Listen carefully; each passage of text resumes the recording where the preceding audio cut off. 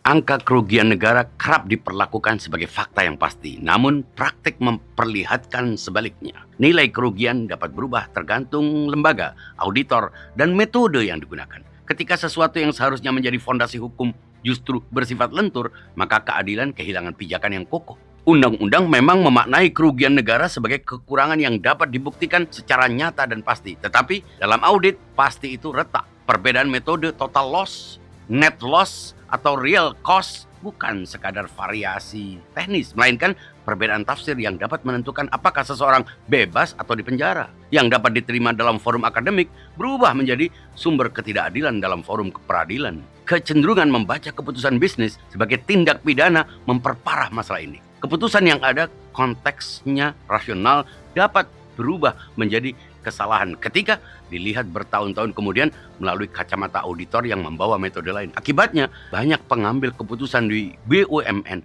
bekerja dalam ketakutan, bukan takut salah, tetapi takut ditafsirkan salah. Pada titik inilah diagnosa logika diperlukan untuk melihat cacat logika yang tersembunyi di balik formalitas proses. Negara mungkin berniat menegakkan hukum, tetapi ketika dasar penghitungan kerugian tidak stabil, vonis mudah tampak sebagai hasil interpretasi yang tergelincir. Dalam konteks ini, media juga memiliki tanggung jawab moral. Ketika menyoroti kekayaan pejabat yang sedang disangka melakukan tindak korupsi, media perlu berhati-hati. Angka yang besar tidak boleh otomatis dianggap sebagai hasil korupsi tanpa menelusuri latar belakang, sumber penghasilan, dan perjalanan profesional sebelum pejabat itu mencapai posisinya.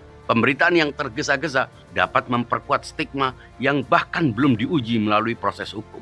Dampak keseluruhan dari ketidakpastian metodologis dan kelonggaran tafsir ini tidak kecil. Inovasi tertahan, keberanian strategis melemah, pemulihan aset negara tidak konsisten, dan kepercayaan publik terhadap vonis korupsi mengabur. Karena itu, penataan metodologi menjadi keharusan. Standar yang tunggal, transparansi audit, independensi analis, dan perlindungan terhadap keputusan bisnis yang rasional. Pada akhirnya, inti persoalan ini adalah keadilan itu sendiri. Memberantas korupsi adalah penegakan keadilan, tetapi menetapkan seseorang sebagai koruptor tanpa ketelitian yang memadai justru melahirkan ketidakadilan baru. Keadilan yang dibangun di atas angka yang goyah hanya menambah daftar korban, bukan menyelesaikan masalah. Sebelum negara bersuara lantang tentang korupsi, dia harus memastikan fondasi penghitungannya dengan benar. Tanpa itu, setiap vonis hanya berdiri di atas pasir yang mudah bergeser. Refresh your mind. Perkaya konten ini dengan komentar-komentar Anda.